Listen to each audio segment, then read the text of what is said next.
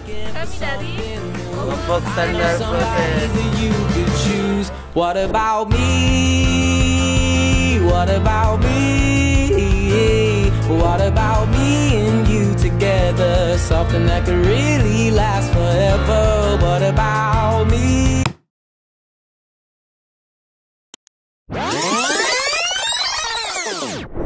So, seperti yang terlihat di tempat saya sedang berada saat ini, saya dan teman kelompok saya sedang berada di SMK 10 Makassar. Di sini kami akan menyelesaikan tugas observasi mata kuliah profesi keguruan, yaitu 8 standar pendidikan nasional, khususnya untuk standar proses.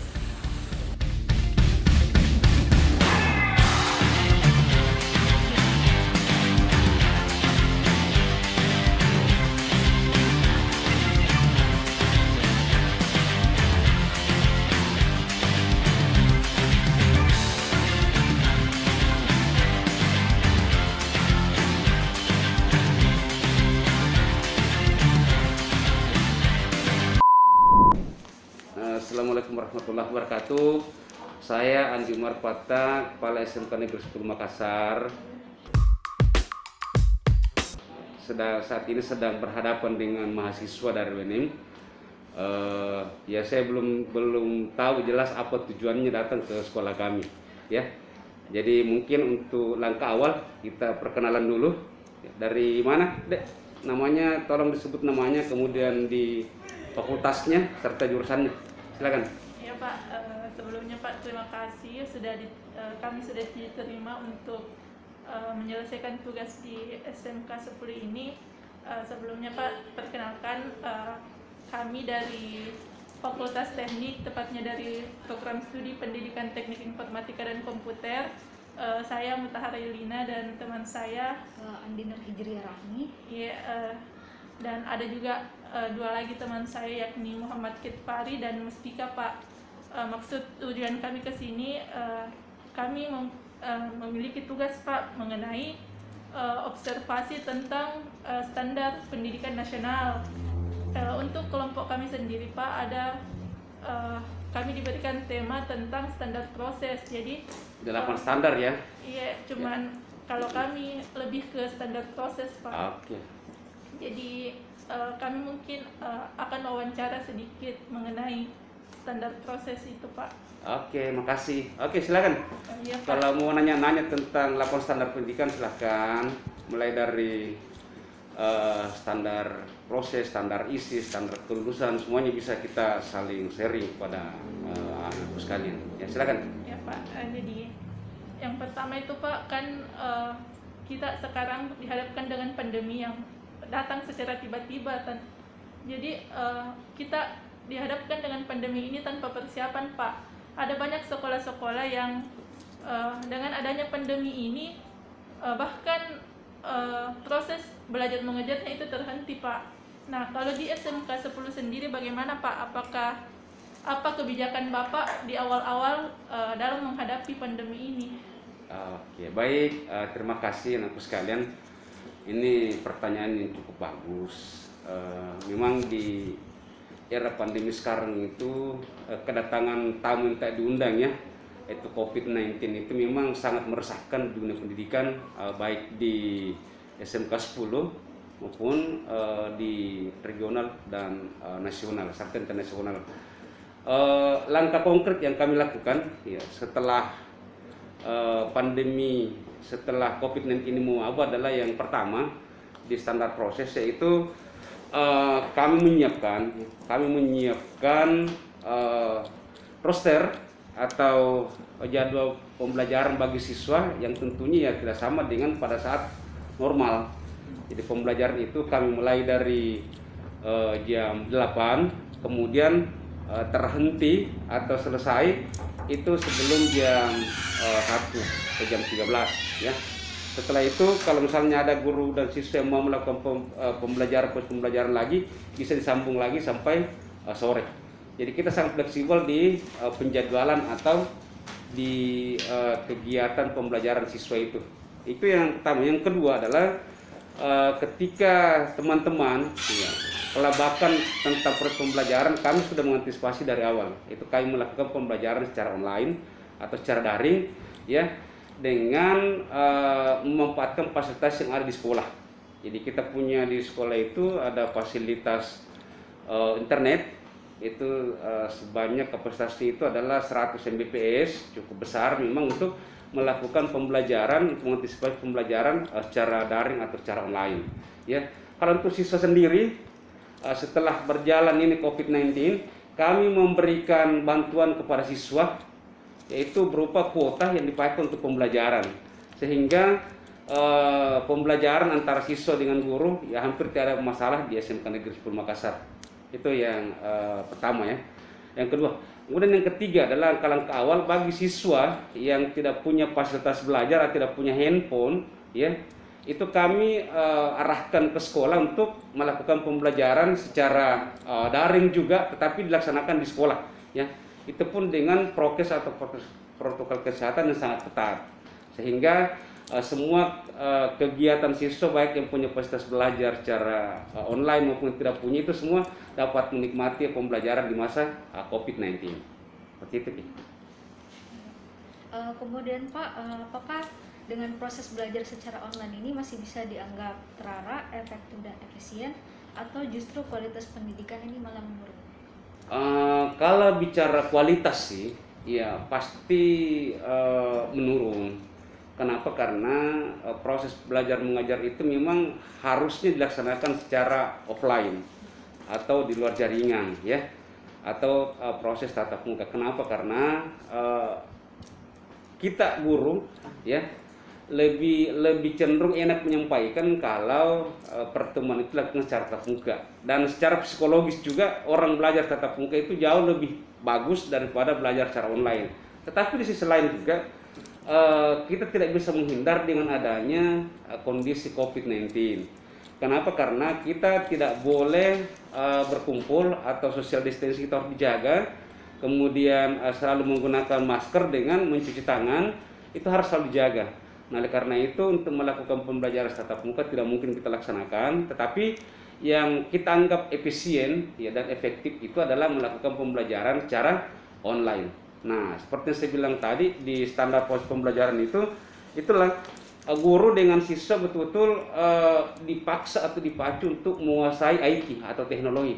Sehingga dulu yang gurunya tidak melek dengan teknologi, dengan adanya pandemi, itu mereka harus tahu bahwa kita harus melakukan pembelajaran secara online. Itulah salah satu dampak yang ditimbulkan atau diakibatkan oleh COVID-19 ini, sehingga guru dipacu untuk bisa menguasai IT secara otodidak, ya, supaya guru itu bisa memanfaatkan fasilitas internet untuk melakukan pembelajaran secara online, ya, seperti itu, Ki. Nah, ya Pak, jadi dalam prosesnya sendiri Pak, pembelajaran online ini apa ada kendala-kendala yang disampaikan oleh para guru dalam menjalankan tugasnya, Pak?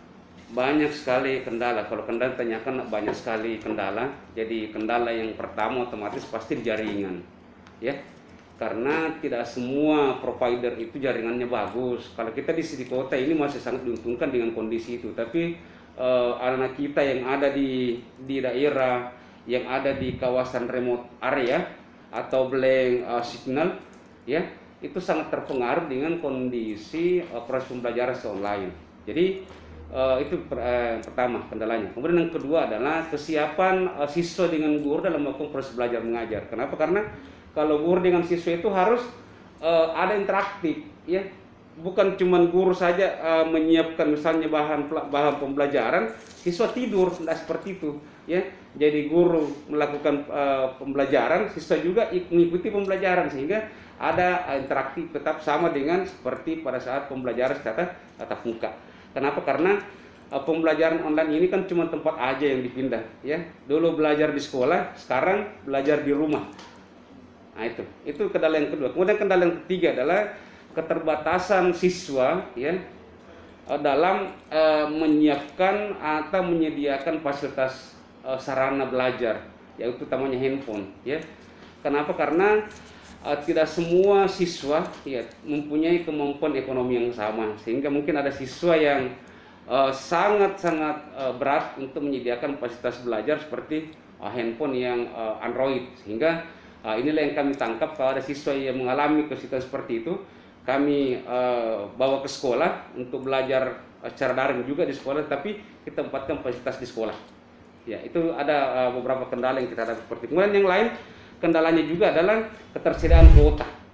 Ya, meskipun siswa dengan guru punya fasilitas belajar, tetapi ya kuotanya lagi kadang bermasalah. Kenapa? Karena kuota ini terkadang kalau misalnya kita mempunyai fasilitas belajar yang misalnya Zoom, ya, atau Classroom, itu kan menggunakan pulsa yang cukup banyak atau kuota yang cukup banyak, sehingga siswa dan orang tua sangat keberatan untuk pembelian pulsa ini. Nah, itulah yang kita coba antisipasi dengan memberikan bantuan kuota pembelajaran kepada siswa. Itu yang kami lakukan di SMK Negeri 10 Makassar. Kemudian Pak, dengan kondisi saat ini di mana pembelajaran dilakukan secara online, sebenarnya apa saja pertimbangan yang Bapak lakukan sehingga berani melakukan aktivitas secara daring di sekolah?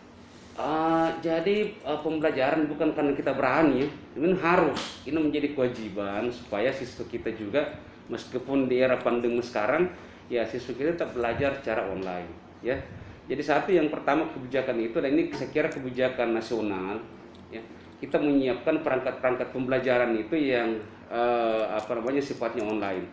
Jadi misalnya kalau dulu pembelajaran itu bisa dilakukan secara tatap muka dengan menjelaskan misalnya kepada guru, sekarang ya cara-cara seperti itu kita lakukan juga dengan menampilkan misalnya pilih-pilih pembelajaran yang lebih interaktif. Ya, kemudian ada dialog antara siswa dengan guru mungkin yang kita lakukan dengan memadatkan jadwal, ya. Jadi misalnya pembelajaran dulu cuma ada 1 jam itu 40 menit. Ya, sekarang di model pembelajaran secara daring ini kita lakukan itu ya paling lama 30 menit, ya, per satu mata pelajaran, ya. Apalagi kalau sekarang kondisi sekarang ini ya dengan semakin mewabahnya ini COVID-19, ya kita perciut lagi itu sampai 25 menit kalau sekarang, ya, seperti itu. Nah. Mau hapus dulu itu?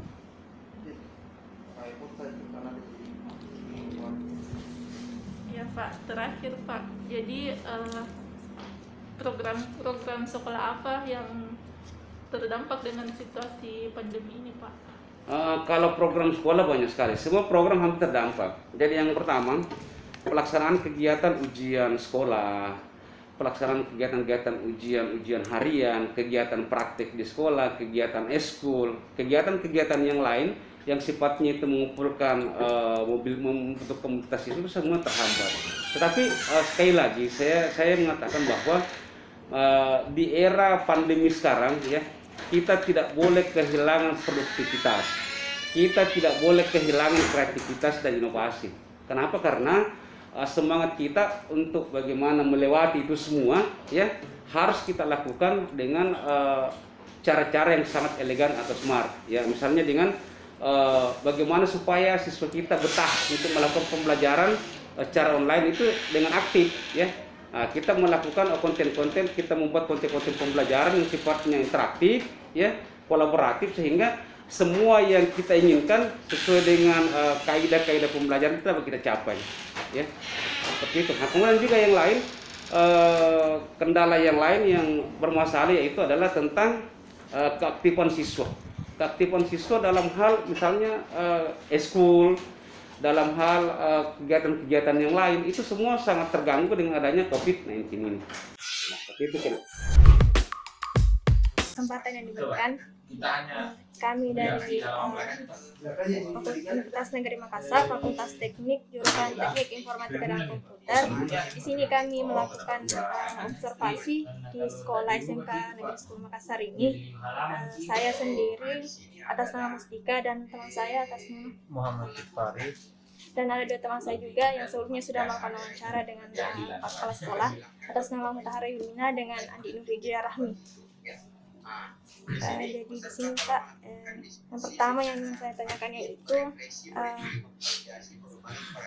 mengenai beberapa proses pembelajaran, terutama saat ini yang dalam kondisi seperti ini Pak, dengan wabah COVID ini, bagaimana proses belajar mengajarnya Pak?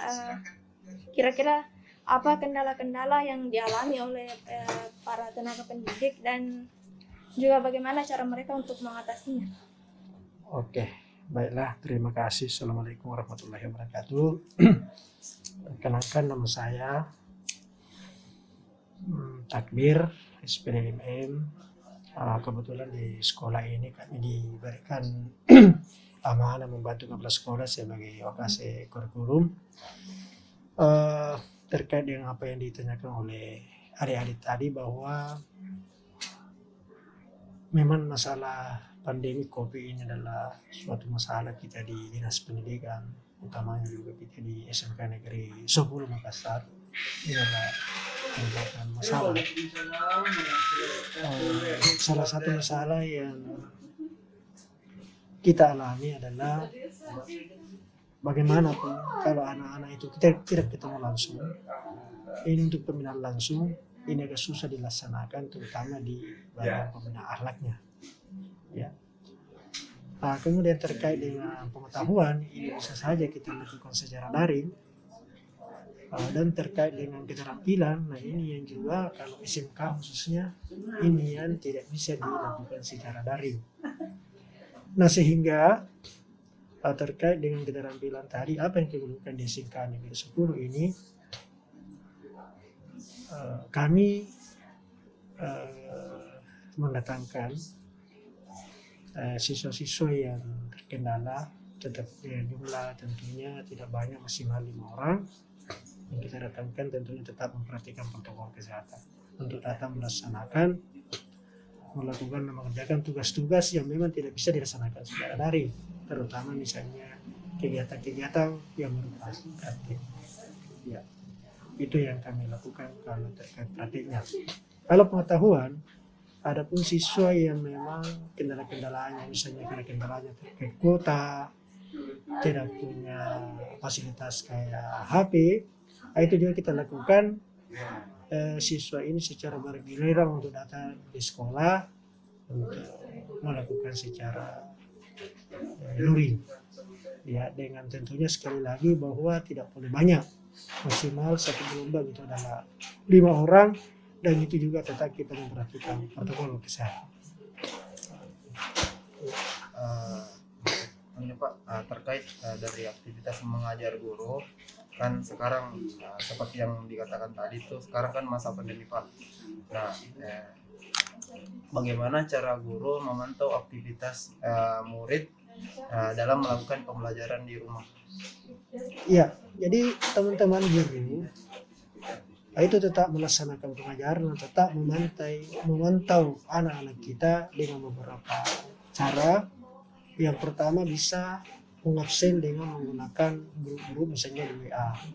Kemudian yang kedua bisa dipantau kalau misalnya menggunakan aplikasi-aplikasi yang lain, misalnya Zoom, kemudian Classroom, kemudian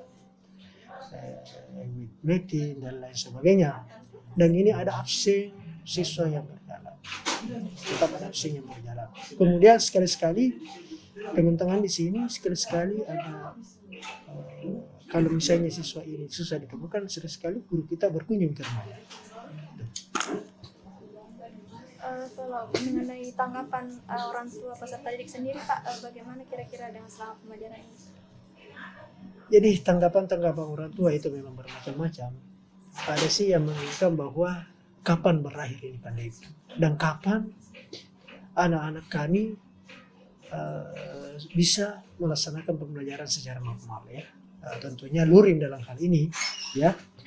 Namun demikian, ya, ada juga memang siswa karena melalui ketakutan sehingga memang masih enggan untuk melepas anak-anaknya di sekolah karena ketakutan tadi. Tetapi pada umumnya bahwa orang tua ini sangat berharap bagaimana pandemi segera selesai dan pembelajaran kembali seperti normal.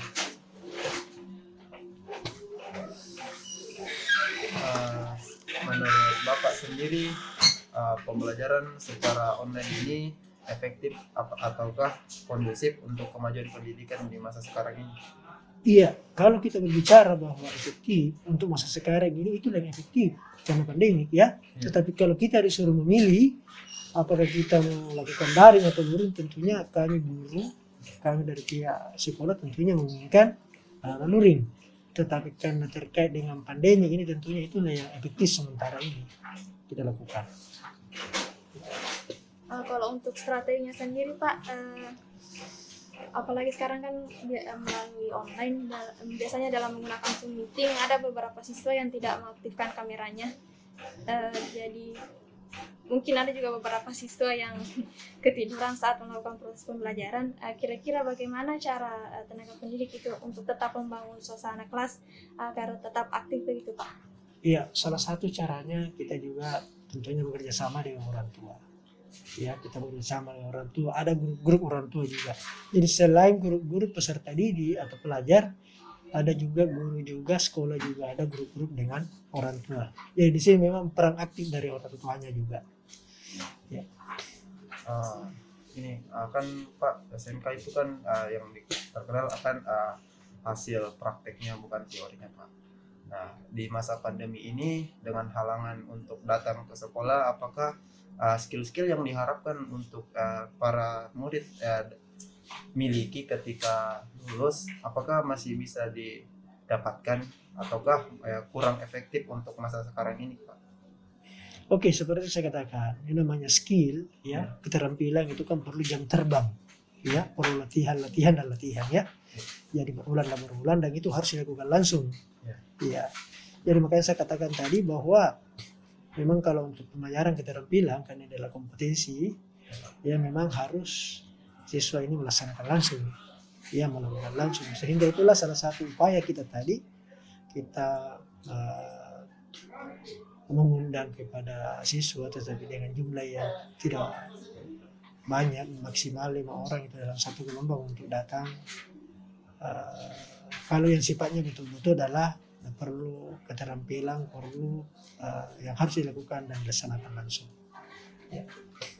Kalau untuk cara penilaiannya sendiri Pak, mungkin ada beberapa kasus yang mengatakan bahwa pada saat proses pembelajaran luring, siswa ini nilainya tinggi, tetapi pada saat mereka melakukan pembelajaran secara online, tiba-tiba nilainya menurun, dan begitu sebaliknya Pak. Bagaimana pendapat Pak mengenai yang seperti itu?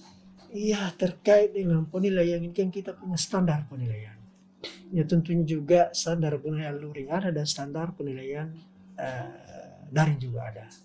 Ya, karena kita di penilaian sendiri termasuk di kurikulum itu kita sedikit meramu bagaimana standar penilaian di dalam pelaksanaan luring dan bagaimana dalam pelaksanaan penilaian daring. Ya. Oh, jadi kesimpulannya ini Pak, dilakukan perubahan dalam kurikulumnya Pak atau bagaimana?